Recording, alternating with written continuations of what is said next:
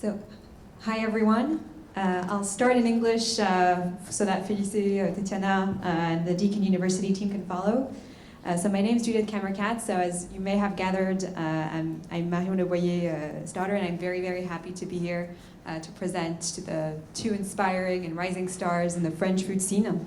So Zora Levachi and Adriano Farano, who are both driving a revolution in the way we eat and promoting in their way a whole plant-based foods diet, which we've been discussing at length with Joël, Tatiana, and Felice. So it's a revolution I've been promoting myself, first at home, and I think my mom can vouch for that and for the way I've been pushing a Mediterranean and fully vegetarian diet strongly in our kitchen, first cooking and then even more. And then in my career, where I've been working first in impact food tech investing, and now working at Levy Foods, where I'm chief of staff, and we're tackling the plant-based pork market in Europe.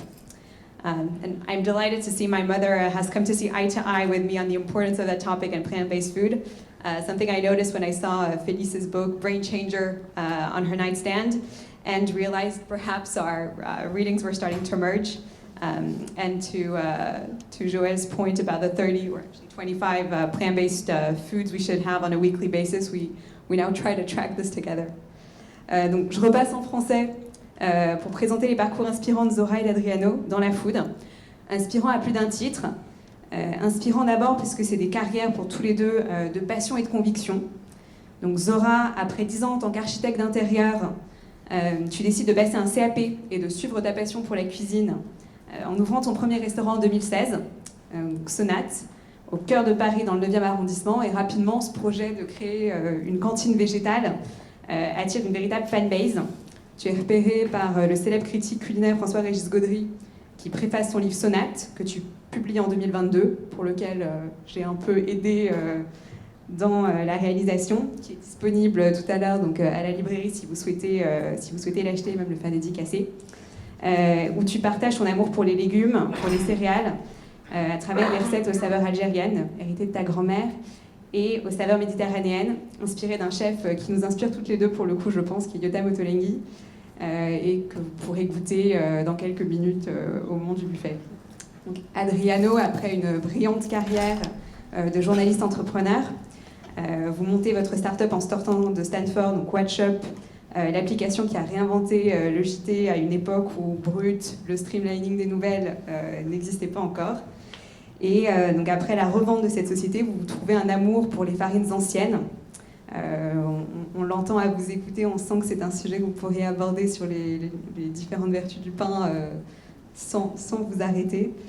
Et vous ouvrez votre boulangerie Pané Vivo, une première boulangerie dans Paris, dans le 20e à Ménilmontant.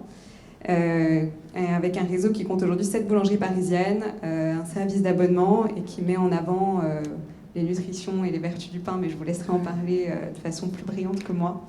Et en 2020, vous publiez un véritable manifesto sur le pain, Je ne mangerai pas de ce pain-là, qui est également disponible en librairie après si vous souhaitez le consulter. Donc j'ai dit que c'était des carrières inspirantes, parce que c'est des carrières de passion et de conviction, c'est également des carrières inspirantes dans leur engagement pour une révolution alimentaire.